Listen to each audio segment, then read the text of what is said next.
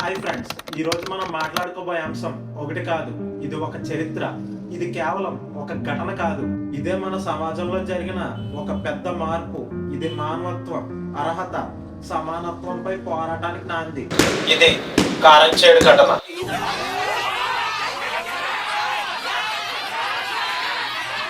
ఆంధ్రప్రదేశ్లోని బాపట్ల జిల్లాలోని 1985 కారంచేడు అనే గ్రామంలో జూలై 17న జరిగిన ఘటన ఆంధ్రప్రదేశ్ సామాజిక చరిత్రలో మచ్చగా నిలిచింది.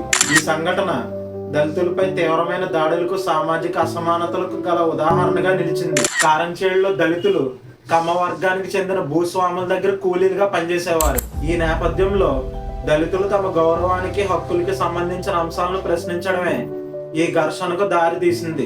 గ్రామంలో బడుగ వర్గాలపై ప్రభువులుగా వ్యవహరించే కమ్మ నాయకులు అహంకారంతో దళితులను చులకనగా చూడడం ప్రధాన సమస్యలుగా మారాయి. ఘటనకు దారి తీసిన సన్నివేశం: ఒక మంచినీళ్ళ కుంటలో కమ్మ వర్గానికి చెందిన ఒక వ్యక్తి బర్రెకి స్నానం చేయిస్తుండగా ఒక వికలాంగుడు వచ్చి, ఇది మా మంచినీళ్ళ గుంట, అందులో బర్రెలకు స్నానం ఎందుకు చేయిస్తున్నారని అడిగిన పాపానికి అతనిపై విరుచుకుపడ్డ కమ్మవాడు తన చేతిలో ఉన్న కొరడాతో కొట్టాడు. అది చూసిన ఒక దళిత కోడలు మీరు చేస్తుంది తప్పని చెబితే ఆమెపై విరుచుకుపడ్డ వ్యక్తి ఆమెను కూడా కొడదామని చూశాడు. దానితో ఆమె చేతిలో ఉన్న బిందుతో ఒక్కటిచ్చింది. ఈ ఇష్యూ వల్లనే రెండు సామాజిక వర్గాలకు గొడవ మొదలైంది. ఒక చిన్న వివాదం గొడవగా మారి దళితులపై కమ్మ వర్గానికి చెందిన వ్యక్తులు దాడి చేశారు. ఈ దాడిలో దాదాపు 6 మంది దళితులు ప్రాణాలు కోల్పోయారు, మరెందరో గాయపడ్డారు. దళితుల ఇళ్లు దగ్ధమయ్యాయి. ఇందులో దగ్గుబాటి చెంచురామయ్య పాత్ర ఏంటి?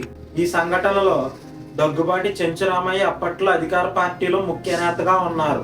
ఆయనకు సంఘటనలో ప్రత్యక్ష పాత్ర లేదన్న వాదన ఒకవైపు ఉండగా, కమ్మవర్గ నాయకులు ఆయనకు మద్దతు ఇచ్చారన్న ఆరోపణలు మరొక వైపు ఉన్నాయి.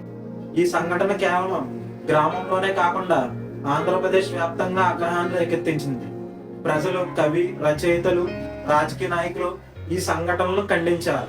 ప్రభుత్వ ప్రతిస్పందన కూడా వచ్చి పలు చర్యలు చేపట్టారు. కారంచేడు ఘటన సమాజంపై ప్రభావం, ఇంపాక్ట్ ఆన్ సొసైటీ. ఈ ఘటన కేవలం ఒక వ్యక్తిగత సమస్యగా కాకుండా ఇది ఒక సామాజిక సంక్షోభంగా మారింది. ఈ సంఘటన దళితులపై జరిగిన వివక్షను ప్రజలకు తెలిసి చెప్పింది. మాదిగలు తమ హక్కుల కోసం పోరాటాన్ని మరింత బలపరుచుకున్నారు.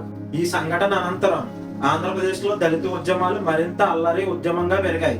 ఈ ఘటన తర్వాత కత్తి పద్మారావు, బొజ్జ తారకం వంటి దళిత నాయకులు స్పందించి న్యాయం కోసం ముందుకు ఇంకొక అడుగు వేశారు. ఇది దళిత ఉద్యమానికి ఒక మలుపుగా మారింది. దళిత నాయకులు, ప్రజా ఉద్యమకారులు న్యాయాన్ని సాధించేందుకు ఉద్యమాలు నిర్వహించారు. భారతీయ చట్టాలు మరియు పరిష్కారం, ఇండియన్ లాస్ అండ్ సొల్యూషన్స్. భారతదేశం దళితుల హక్కుల పరిరక్షణ కోసం చట్టాలు చేసింది. SC/ST prevention of atrocity act 1989 దళితులపై జరిగే అన్యాయాలను నివారించడానికి ఎంతో ముఖ్యమైన చట్టంగా నిలిచింది. ఈ చట్ట ప్రకారం ఆగ్రహానికి గురైన వారికి ప్రత్యేక కోర్టులు, న్యాయ వ్యవస్థలు ఏర్పాటు చేయబడ్డాయి. వీలైన పరిష్కారాలు మరియు మార్పు, పాసిబుల్ సొల్యూషన్స్ అండ్ చేంజ్. ఈ ఘటనను పరిష్కరించడానికి ముఖ్యంగా కారంచేడు ఘటన తర్వాత ప్రభుత్వ చర్యలు, పాఠశాలలో దళితుల హక్కుల గురించి అవగాహన పెంపొందించుకోవడం, సామాజిక భేదాభావాలను తగ్గించేందుకు అన్ని వర్గాల ప్రజల మధ్య సమానత్వాన్ని ప్రోత్సహించడం అవసరం. కారంచేడు ఘటన మాకు ముఖ్యమైన సందేశాన్ని ఇచ్చింది. ఇది సమానత్వం, హక్కుల పరిరక్షణ మరియు మన సమాజంలో అన్ని వర్గాలకు అన్యాయం కంటే న్యాయం అవసరం అనే విషయం. ఈ సంఘటన మర్చిపోకుండా మన సమాజాన్ని మెరుగుపరచడం కోసం ప్రతి ఒక్కరూ కృషి చేయాలి. మీకు ఈ వీడియో నచ్చితే దయచేసి షేర్ చేయండి. అలాగే మీ ఆలోచనలు మాతో పంచుకోండి. ఇంకా చర్చల కోసం ఒక కామెంట్ అయితే చేయండి. ఉంటాను. జై హింద్.